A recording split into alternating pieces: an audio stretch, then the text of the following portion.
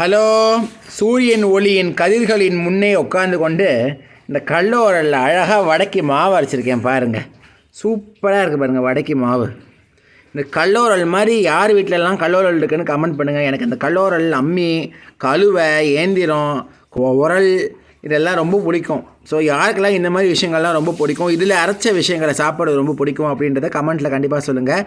இப்போ பார்த்தீங்கன்னா நான் வாழைப்பூ வடக்கி வடை மாவு ரெடி ஆகிடுச்சு. ஸோ வாழைப்பூவு, இஞ்சி, பச்சை மிளகா, கருவேப்பிலை, உப்பு, கொஞ்சோண்டு சீரகம் சேர்த்துப்பேன். சோம்பு போட்டுக்க மாட்டேன். சீரகம் சேர்த்து கருவேப்பிலையை நல்லா பொடி பொடியாக கட் பண்ணி போட்டு இந்த கொத்தமல்லியும் போட்டு நல்லா மிக்ஸ் பண்ணி எண்ணெயில் தட்டி பொரித்து எடுத்தோன்னா வாழைப்பூ வடை சூப்பராக ரெடி ஆகிடும்.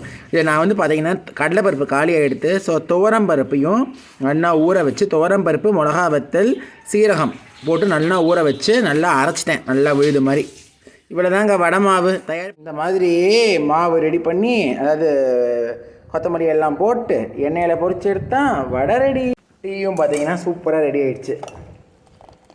அவ்வளோதான், சூடான வடைக்கு டீயும் ரெடி. வடை எப்படிமா இருக்கு? தெரியறது இல்லை டேஸ்ட்டில்.